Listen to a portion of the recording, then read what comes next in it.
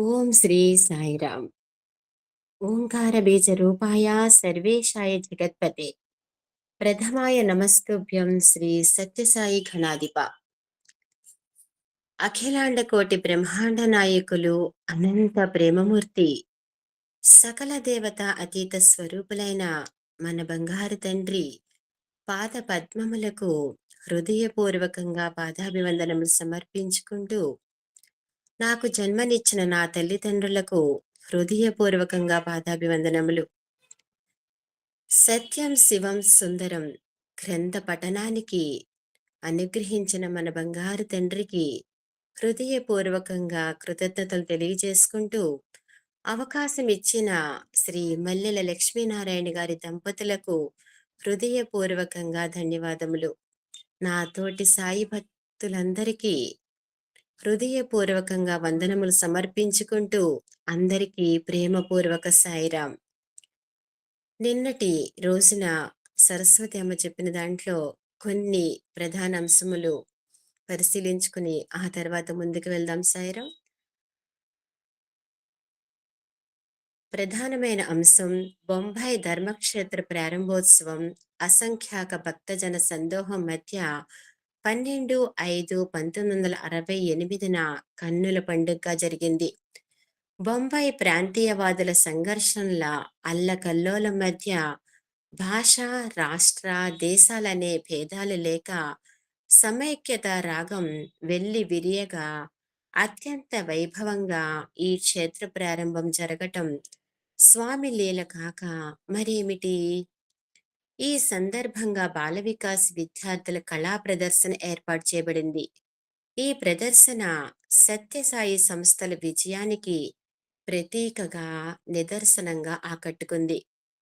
రాముని ఆదేశానుసారం సీతను అడవుల్లో విడవటం అనే బాలల నాటకం స్వామి హృదయాన్ని పరవశింపజేసింది. రాబోయే దసరా ఉత్సవాల్లో ఇదే నాటకం ప్రశాంతి నిలయంలో ప్రదర్శిస్తామని కళాకారులను ప్రోత్సహించారు.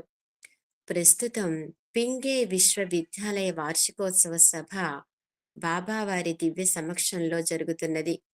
విద్యావేత్తలు, విద్యాధికులు, అధ్యాపకులు, విద్యార్థులు హాజరయ్యారు. బాబా వారిని స్తుతిస్తూ చేసిన ప్రార్థనలతో సభ ప్రారంభమైంది. ఈరోజు 145 పేజీ సాయిరాం. వేదికపై పరిచిన తివాసీపై కూర్చుని అందరినీ ఆనంద పారవస్యమును ముంచిన బాబా డాక్టర్ గోకాక్, శ్రీ బార్టే, శ్రీ సావంత్ వేదికపైకి వచ్చిన పిదప తమ కొరకు ప్రత్యేకంగా ఏర్పాటు చేసిన ఆసనంపై కూర్చునగా వారందరూ తమ తమ కుర్చీలపై కూర్చునిరి. బాబా సభను ప్రారంభించమని డాక్టర్ గోకాక్ను ఆదేశించెను.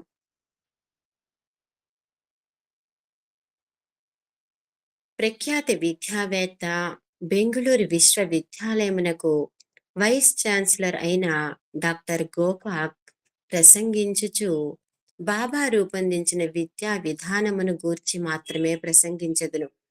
అత్యంత దుస్థితిలో ఉన్న నేటి విధానం యొక్క దుష్ఫలితముల నుండి విద్యార్థులను రక్షించుటకు అదే శరణ్యం. బాబా నెలకొల్పిన విద్యా విధానమునకు సత్యమును వచించుట, ధర్మమును ఆచరించుట, శాంత చిత్తమును సాధించుట, హృదయమును ప్రేమతో నింపుకొనుట అనునవి ఆధారభూతమైన ప్రధాన సూత్రములు. బాబా విద్యా విధానంలో ఆత్మ విద్య ప్రధానాంశం. జీవితంలోని ద్వంద్వానుభూతుల పట్ల సమభావం కలిగించినదే అసలైన విద్య అంటారు బాబా. తాను జీవనోపాధి సంపాదించి సమాజంలో ఇతరులకు కూడా జీవనోపాధి కల్పించి సమాజాభివృద్ధికి తోడ్పడినట్టు చేయుటయే విద్య పరమావధి. విద్యార్థుల మనస్సులను విధ్వంసక దృక్పథము నుండి దూరం చేసి నిర్మాణాత్మకమైన దృష్టిని ప్రసాదించాలంటే నీతిదాయకములైన పుస్తకములు చదువట చాలదు. ధర్మవర్తనలు, త్యాగధనులు అయిన పెద్దలతో సన్నిహితంగా ఉండే వాతావరణం కల్పించాలి అన్నారు. బాబా తమ దివ్యోపన్యాసంలో విద్యా విధానమునకు ప్రధానమైనవి విజ్ఞానము, నేర్పు, సమభావము, అంతర్దృష్టిని గురించి వివరించిరి. జ్ఞానేంద్రియములు, పరిశీలనా శక్తి, వివేకముల ద్వారా విజ్ఞానము కలుగును. చరిత్రలో ఈ విజ్ఞానమును దుర్వినియోగం చేసి సంఘ శ్రేయస్సుకు బదులు సంఘ విచ్ఛిన్నము కలిగించిన సందర్భములెన్నో ఉన్నవి. విజ్ఞానం వలన లభించిన స్కిల్లును అక్రమ మార్గమున ప్రవేశపెట్టుట వలన అది కిల్గా పరిణమించును. తద్వారా సమదృష్టి విచ్ఛిన్నమై ఆత్మవిద్యను అందించు అంతర్దృష్టిని విడచి మానవుడు లౌకిక వాంఛలను, బాహ్య దృష్టిని వెంబడించి పతనమగును. పెదగొట్టపాలెం జానకి రామయ్య బాబాని గురించి వినెను. కాని అనేక సాధు సన్యాసులలో వీరొకరని భావముతో భక్తి విశ్వాసములు కలగలేదు. వారి గ్రామమునకు 5 మైళ్ళ దూరములో ప్రతిష్ఠింపబడిన శివలింగమే వంశపారంపర్యంగా వారి ఆరాధ్య దేవత. శివరాత్రి దగ్గర పడుచున్నది. ఫిబ్రవరి 15వ తేదీన శివరాత్రి. ఆ పండుగ ఏర్పాట్లలో నిమగ్నుడై ఉండగా అతనికి తీవ్రమైన డిఫ్టీరియా జబ్బుతో గొంతు వాచెను. వైద్య సహాయం నిష్ప్రయోజనమయ్యను. 13వ తేదీన పరిస్థితి విషమించెను. ఆహారం లోనికి పోవటం లేదు. నీరు కూడా గొంతుకు దిగటలేదు. ఆ రాత్రి లోగడ తన బంధువొకడు తన ఇంటికి వచ్చి ఇచ్చిన సత్యసాయి బాబా విగ్రహం గుర్తుకు వచ్చినది. బాబా అద్భుత శక్తులు నెప్తికి వచ్చి ఆ ప్లాస్టాఫారిస్ పోత విగ్రహమును మంచము ప్రక్కనే పెట్టుకుని తదేక దృష్టితో దాని వైపు చూచుచూ క్రమముగా నిద్రపోయాను. కలలో బాబా కనిపించి నీరు త్రాగమని చెప్పగా త్రాగలేనని చెప్పి నిరాకరించెను. కాని బాబా బలవంతం చెయ్యగా భార్య తెచ్చిన కూజా నిండా నీరు ఒక్క చుక్క కూడా మిగల్చకుండా త్రాగివేశను.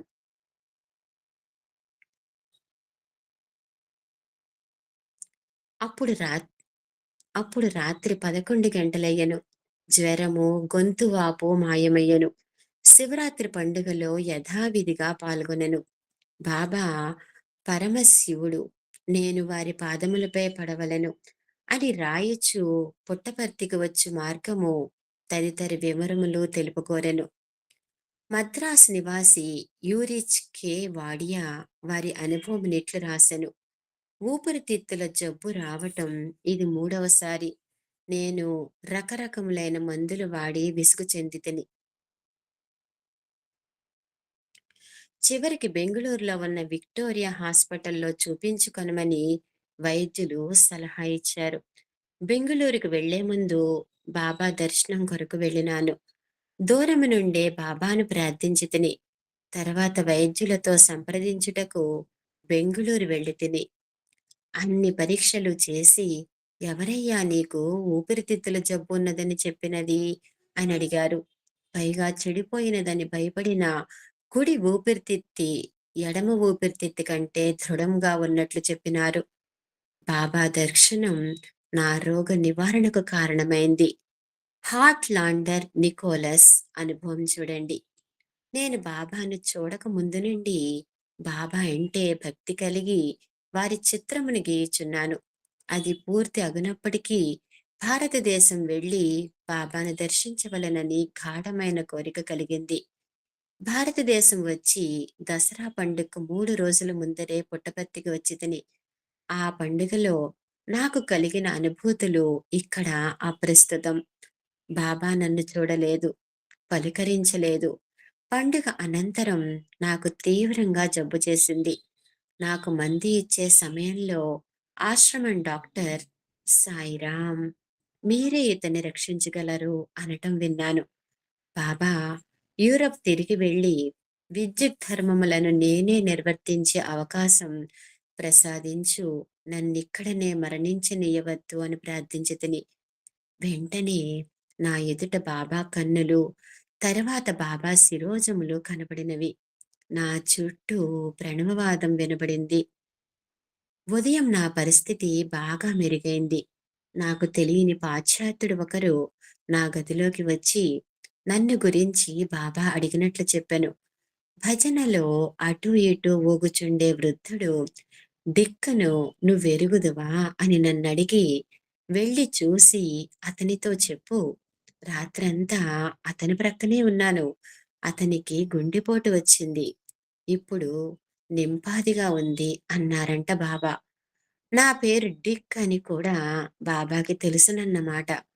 రాత్రి నాకు కనిపించిన దృశ్యములోని అంతరాత్రం అప్పుడు అర్థమైంది. నా సందేహం తీరి వార ఆపద్బాంధవులని గ్రహించితిని. ఆపదలలో ఉన్నవారికి తాము వాళ్లతోనే ఉన్నట్లు వివిధ రకములైన నిదర్శనముల ద్వారా తెలియజేస్తూ ఉంటారు. బెంగుళూరు సైన్స్ ఇన్స్టిట్యూట్లో పనిచేయుచున్న డాక్టర్ రామకృష్ణ ప్రశాంతి నిలయంలో ఉండగా రాత్రి 9:30 గంటలకు హైదరాబాద్ నుండి టెలిఫోన్లో అతని తల్లి మెదడిలోని రక్తనాళములు తెగిపోవటం వల్ల చాలా ప్రమాద స్థితిలో ఉన్నట్లు వార్త వచ్చింది. ఆ వార్త బాబాకు పంపగా అది విని, బాబా, నేను హాస్పిటల్కి వెళ్ళి వచ్చినాను. ఆమె కులాసాగా ఉంది. ఏమీ ఆందోళన పడకుండా రామకృష్ణను నిద్రపొమ్మను అని చెప్పి కబురు పంపిరి. ఆ సమయమున హైదరాబాదులో అతని తల్లి కండ్లు తెరిచి చుట్టూ చూచుచుండగా అతని తండ్రి గమనించి బెంగుళూరు మద్రాస్ నగరములలోనున్న కుమారులను పిలిపించమనెదవాయని అడిగిరి. అవసరం లేదు, బాబా ఇంతవరకు ఇక్కడే ఉండి ప్రసాదమిచ్చి ధైర్యం చెప్పినారు అని ఆమె చెప్పినది. కొద్ది దినముల్లోనే ఆమె ఆరోగ్యం పొంది ఇంటికి వెళ్ళినది. శ్రీ కె దత్తగుప్తా ఇక్కడకు 30 మైళ్ళ దూరంలో ఉన్న రంగియాలో ప్రిన్సిపల్ బీరెన్ బోర్డోలాయ్ తన టేబుల్ మీదనున్న అద్దము క్రింద బాబా యొక్క 2 చిన్న ఫోటోలు పెట్టుకొనెను. అందులో ఒకదాని మీద బాబా స్వదస్తూరితో ఆశీర్వచనములతో శ్రీ సత్యసాయి బాబా అను అక్షరములు ఏర్పడినవి అని తెలిపినారు. లండన్ నుండి వచ్చిన సీతారామన్ను రాత్రి పరుండబోవునప్పుడు గ్యాస్ మంట ఆర్పకుండా స్టవ్ మీద నూనె గిన్నె నట్టే మరిచి ఉంచితివి కదా, నేను స్టవ్ ఆర్పకున్నా ఏమి సంభవించేది అని బాబా అడిగిరి. కూర్గు నుండి సీఎం అప్పయ్య తెలియజేసిన సంఘటన చూడండి. విద్యుత్ శక్తి సరఫరా ఆగిపోయినందున 15 రోజులుగా మాకు చీకటి రాత్రులైనవి. కుమార్ భోజనం చేసి పండుకున్నాడు. అతడు మా పురాతన గృహంలో ఉంటున్నాడు. అక్కడ బాబా పటమునందు కొవ్వొత్తి వెలిగించి దీపముగా పెట్టి అగరత్తులు వెలిగించి కొంచెం సేపు నామస్మరణ చేయుట అతనికి పరిపాటి. ఆ రాత్రి గాలి హోరున వీచసాగింది. కుంభవృష్టి ప్రారంభమైంది. అతని చెవిలో ఎవరో కుమార్ లే, పరిగెత్తు అని హెచ్చరించిన స్వరం వినపడింది. అతను తలుపు తెరిచి రోడ్డు మీదకి వచ్చినంతలో ఇల్లు కూలిపోయింది. ఉదయం ఆ ఇంటి శిథిలములలో ఫ్రేములో అద్దం బిగించిన బాబా పటమొక్కటే ఎట్టి నష్టమూ లేకుండా మిగిలి ఉన్నది. ఒకనాడు సేతు మాధవన్ నాయర్కు రక్తముతో వ్రాసినట్టు ఎర్రని అక్షరములతో ఉత్తరం వచ్చినది. దాని మీద పుర్రె అడ్డముగా 2 ఎముకలు గల నక్సలైట్ చిహ్నం కూడా ఉన్నది. ఆ ఉత్తరములో భజనలు ఆపివేయము, నీవు ప్రజలను మోసం చేయుచున్నావు. ఈ హెచ్చరిక చేరిన వారము దినములలో భజన ఆపివేయకున్నా నీ తల ఎగిరిపోవును జాగ్రత్త అని ఉన్నది. కాని నాయరుకు తెలిసి రక్షణ మార్గమొక్కటే సాయినామం. ఏ భయము లేకుండా ఆ వారం రోజులు యథావిధిగా భజన కొనసాగించాడు. దానికా లేఖకుడు మా వాయిస్ చాలా లో ఉంది, మాకు వినపట్ల. అసలు మా పక్క రూమ్ లో సత్సంగం జరుగుతుందో అడుగుతున్నారు. కొంచెం రైజ్ చేయి వాయిస్. సైరం అందరికి వినిపిస్తుందా? సైరం వినిపిస్తుందండి, కొంచెం గట్టిగా చెప్పండి. ఏ భయము లేకుండా ఆ వారం రోజులు యథావిధిగా భజన కొనసాగించినాడు. దానికా లేఖకుడు కోపంతో తన హెచ్చరిక అమలు జరుపునుద్దేశంతో 8వ తేదీ నాటి వేకువజాముననే స్నానాల గదిలో ఉన్న భక్తునిపై గురిచూసి బాకుని విసిరినాడు. ఆ తర్వాత ఏమి జరిగినది నాయరు ఉత్తరములో ఉన్నది.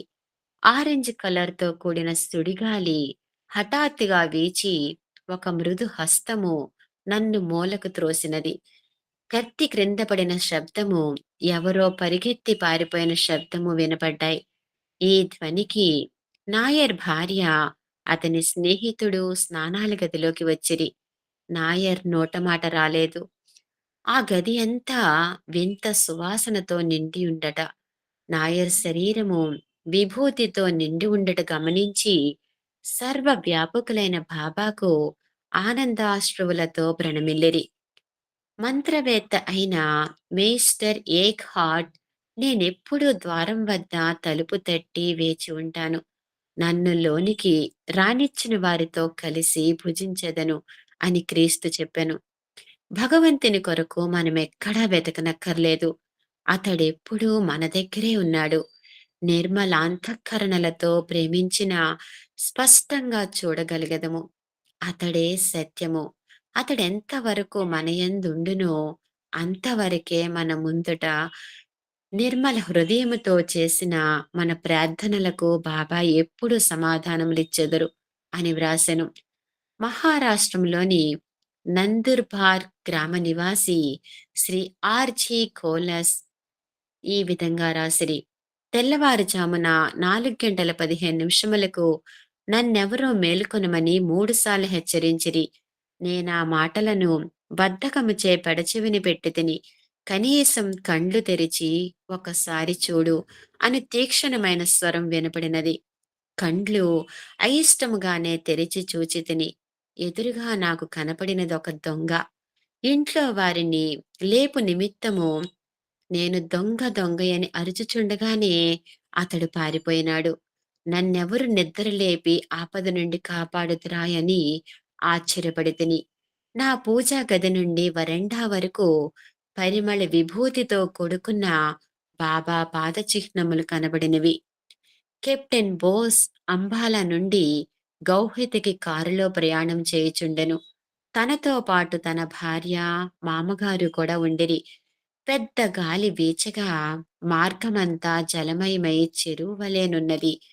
హరిహర గంజ్ వద్ద బురదలో కారు చక్రములు ఇరుక్కున్నవి. అప్పటికే రాత్రి 11:30 ఇక ఏ సహాయమూ దొరకలేదు. ఆ రాత్రి దగ్గరలో ఉన్న పాఠశాలలో తల దాచుకునిరి. అటువంటి పరిస్థితిలో ఆ పాటి వసతి దొరుకుట కూడా బాబా అనుగ్రహమే అని టోస్ భార్యించినది. గౌహతిలో ఒక సైనిక న్యాయస్థానమున అతడు అధ్యక్షత వహించవలసి ఉన్నందున ధర్మమే భగవంతుడు, కర్మ చేయుటయే భగవంతుని పూజ అని బాబా వాక్యములను చెప్పుచూ బోసు మాత్రం ఆ బురద నుండి కారును బయటకు లాగు విధానమును గూర్చి ఆలోచించుచుండగా తెల్లవారినది. ఆ దారిన పోవు ట్రక్కు కాని, కారు కాని వారికి సహాయం చేయుటకు నిరాకరించిరి. బోసుకు కించిత్తు స్వాతిశయ భావమున్నది. వెంటనే అతడు త్రాళ్లు తెప్పించి గ్రామస్తుల్లో కొందరి సహాయ సహకారములతో కారును బయటకు లాగ ప్రయత్నించెను. తాను కారు డ్రైవ్ చేయుచుండగా వారు త్రాళ్లతో లాగుచుండగా చక్రములు తిరుగుచూ బురదలో మరింత కూరుకుపోయినవి.